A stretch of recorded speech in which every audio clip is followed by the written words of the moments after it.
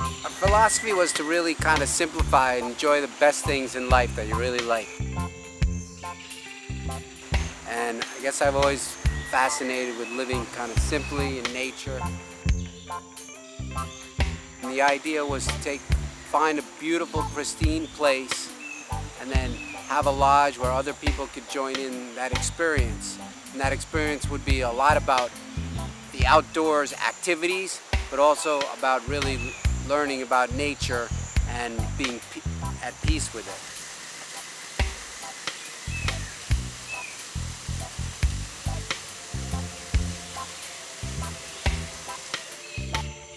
That's the true satisfaction when people come here and they've never had an experience in nature like this and didn't realize how much they can appreciate it and enjoy it and walk away with a lot that they've learned and they can take back to their own lives, their daily lives.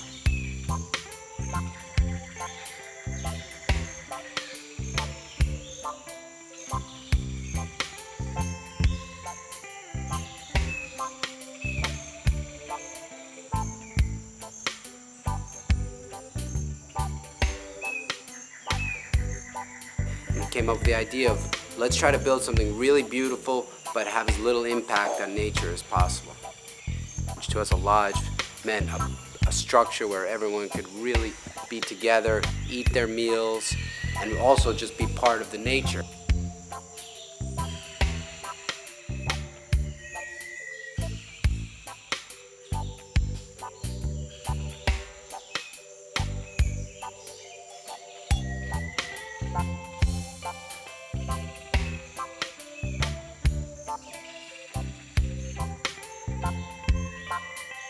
This was originally a cocoa farm. We had a landscape that was ready for us as opposed to having to come in and even think about or not think about cutting anything down. We didn't want to cut anything down and we didn't have to. We had to design the buildings to meet the landscape as opposed to cut down the landscape to meet our design. What we did is sited the lodge on the footprint of the old farmhouse that was here. If you start from the beach and walk up here, the path that you walk up on is the original path. We've just formalized it with a little bit of rocks, but it's the original path. We didn't cut anything out.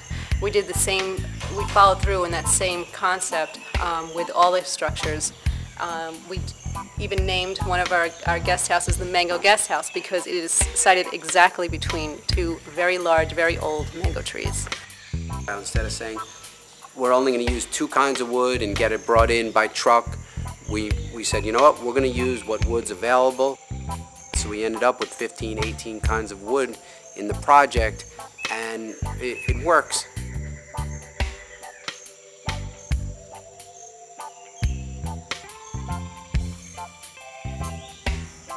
Along with taking the effort to try to find wood that was sustainable so that we could build this beautiful project, we also kind of did a search for what other materials we could use that were recyclable and would have as little impact on the environment as possible.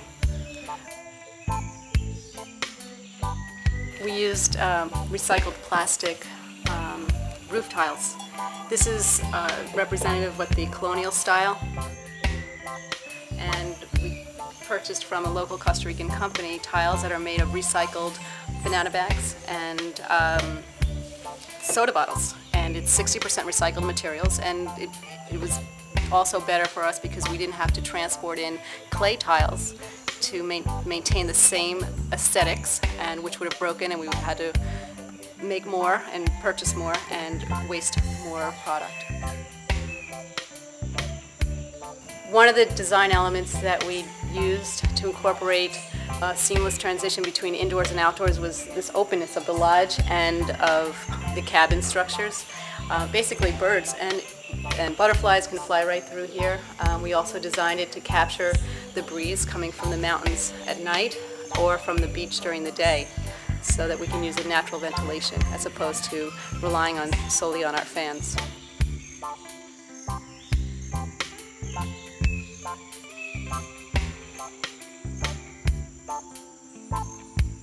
The balance between designing a lodge that is completely off the grid and wanting comfort for guests, such as ice for their drinks, and also ceiling fans so they're not hot here in the tropics is one of the challenges. As you can see here, we've got a lot of sun in the tropics, and we tried to take advantage of that and use clean renewable energy.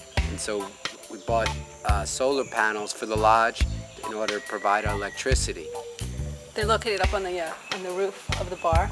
It's the best location for capturing the light from the sun at various parts of the day.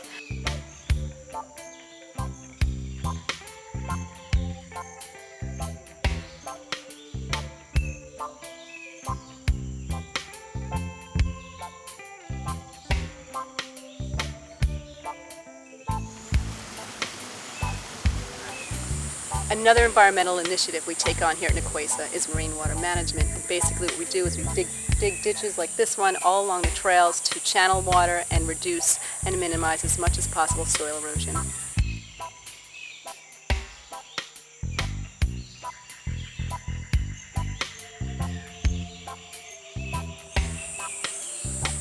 The kitchen is a big part of our environmental initiative here at the lodge.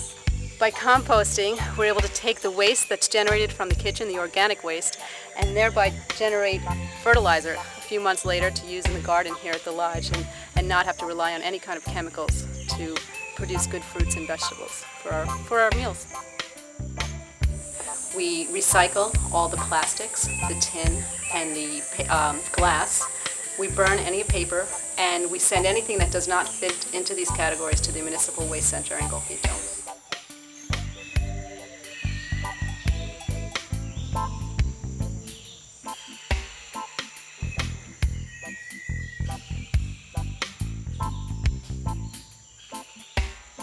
While we like to support the local markets in town and purchase our produce and vegetables there, we also grow our own here at Nicuesa on some of the cleared land. We've got pineapple and some sweet lemon right here, avocado, papaya, bananas, pehibai, which is a local squash, just to name a few. The guests, when they find out that we've gotten not only locally produced and grown fruits and vegetables, but fruits and vegetables right here from Nicuesa, it tastes better. The other thing is that when the gardener happens to find some fruit or vegetable that's ripe right then at the moment, they bring it to the kitchen, the chef can incorporate it into the menu right then and there, so it's that much more enjoyable, tasteful, because it's as fresh as the moment.